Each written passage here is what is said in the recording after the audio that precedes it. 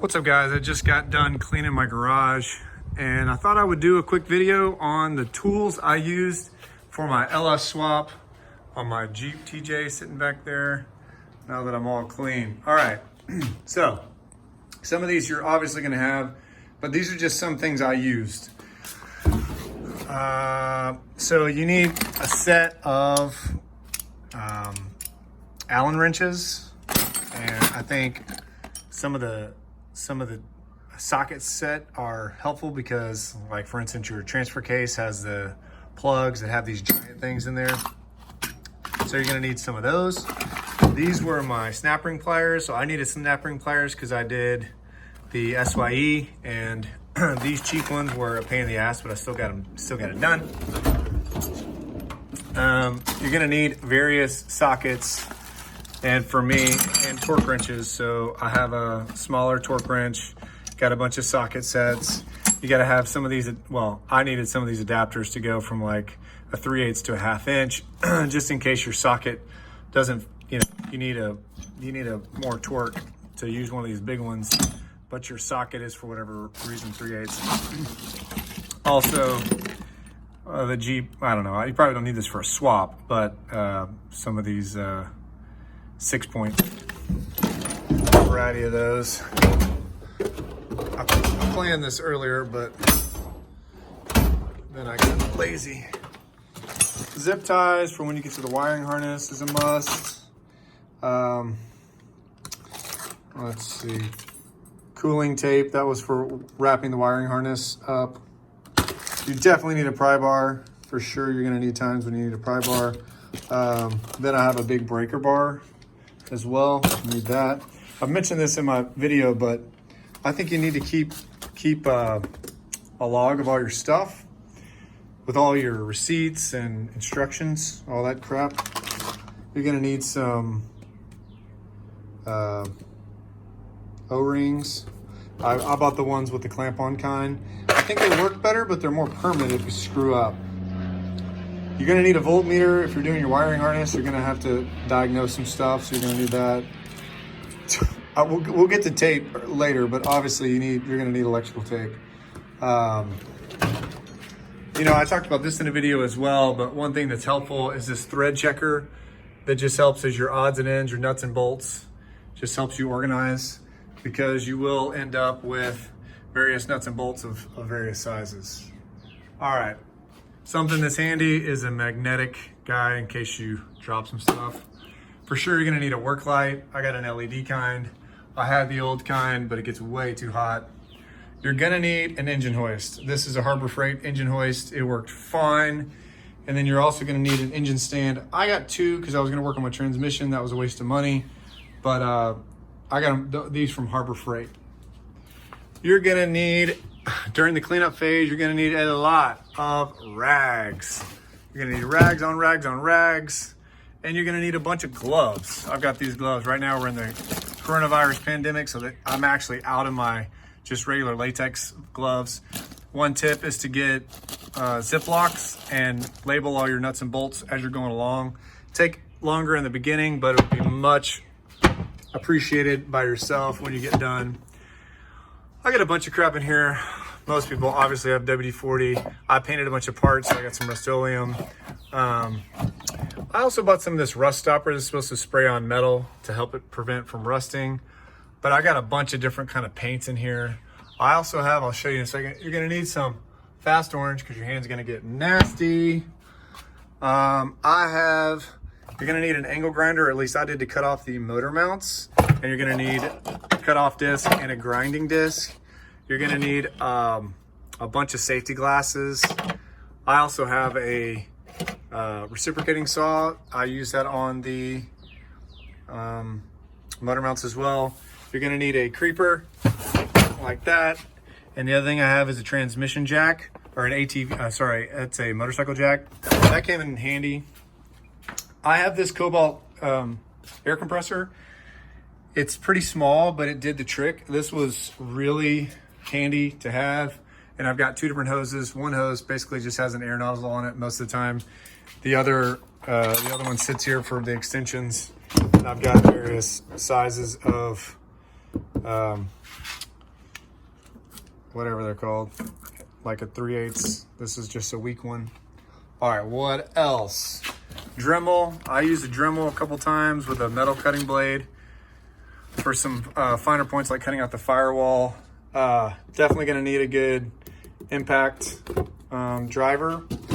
Along with that comes these guys that let you drive sockets from your drill. That is super handy. Various blades. You're gonna need a ton of, really not standard, but you need a bunch of metric sockets. Obviously, most people have a bunch of sockets. You are going to need various wrenches, crescent wrenches, vice grips will come in handy, needle nose pliers. For sure gonna need some cutting blades. And then up here, you're gonna need blue thread locker, red thread locker. You're probably gonna need some gasket maker. You're gonna need probably some assembly lube. This is what I use for the fuel stuff. This is fuel resistant gasket maker. Anti-seize, regular grease. It's gonna come in handy. What else? Various, this was when I was cleaning out the engine. I used a bunch of brushes, stuff that attaches to your drill come in handy. These little guys that can get in nooks and crannies come in handy. What else? I use a pick set. I actually used this a couple different times at various stages. I don't really know exactly when, but this came in handy. Obviously gonna need something to get your oil filter off. I use this to bleed the brakes. This was OEM Tools brake bleeder. I needed one of these guys to pop off all the body rubber liners. Nothing in there. Man, you're gonna need a bunch of cleaning wipes. I love these tub of towels, they're pretty good. Brake cleaner, went through a ton of brake cleaner. I thought about buying, there's these refillable ones that you can pump up with your air compressor.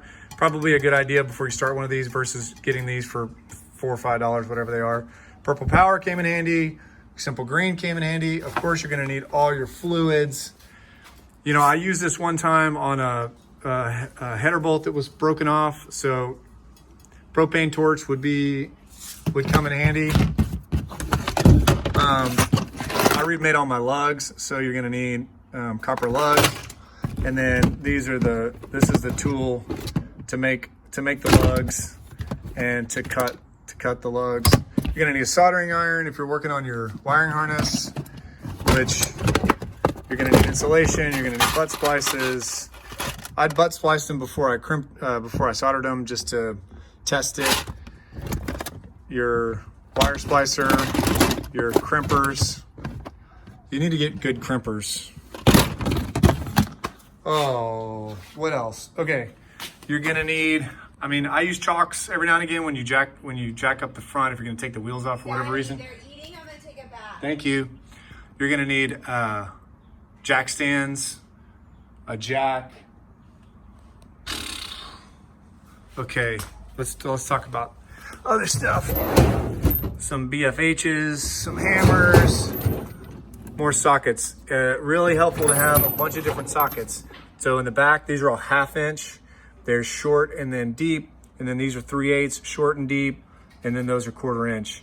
Crucial that you have a bunch of those. Talking to a video. This was a bolt extractor that I bought for my head bolt that was in there, broken off. A lot of the stuff should be self-explanatory, but I just wanted to talk about what I used. This is really handy. This is a jug from Amazon for catching all the oil, because you're gonna have to drain all your fluids, and you're just gonna have miscellaneous crap that you're gonna need to move somewhere. You need a good mask if you're gonna paint. What else? Clamps. I use clamps every now and again. I don't remember exactly why.